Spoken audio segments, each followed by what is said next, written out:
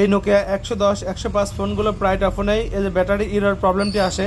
তো আমাদের কাছে নিয়ে আসলে আমরা যারা অনেকেই বুঝতে পারি না, চার্জার দিয়ে দিই, ব্যাটারি দিয়ে দিই নতুন, তো কাস্টমার নিয়ে যে কোনো কাস্টমারের কাজ হয় না, অযথা টাকাগুলো লস হয়। এই ফোনটাও একটা কাস্টমারটা একজনের কাছে নিয়ে গিয়েছিল, তো সে আবার নতুন ব্যাটারি চেঞ্জ করাইছে, তারপরে কোনো কাজ হয়নি, সে কাস্টমার আবার আমার কাছে এনেছে।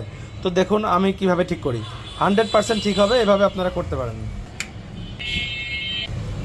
তো দেখতে পাচ্ছেন এখানে কিন্তু একটা কাজ করা আছে, এখানে পজিটিভ লাইন থেকে এখানে ব্যাটারির যে মিডিল পার্টে এই একটু তার টানা আছে। আসলে এই তারটা টেনে কোনো লাভ নাই, এই তারটা কোনো কাজেরই না, আমি তারটা ছিঁড়ে ফেলে দিলাম।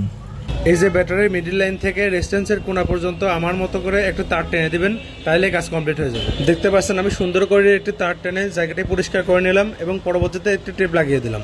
এবার আমি আপনাদের চেক করে দেখাবো আমার কাজটা কমপ্লিট হলো কিনা। ভিডিওটি ভালো লাগলে অবশ্যই ভিডিওতে একটি লাইক দিবেন এবং চ্যানেলটি সাবস্ক্রাইব করবেন এবং শেয়ার দিয়ে রাখবেন। দেখতে পাচ্ছেন আমি চার্জে লাগালাম, এখন কিন্তু আগের মতোই লেখাটা আসছে না, তার মানে আমার কাজটা ওকে হয়ে গেছে।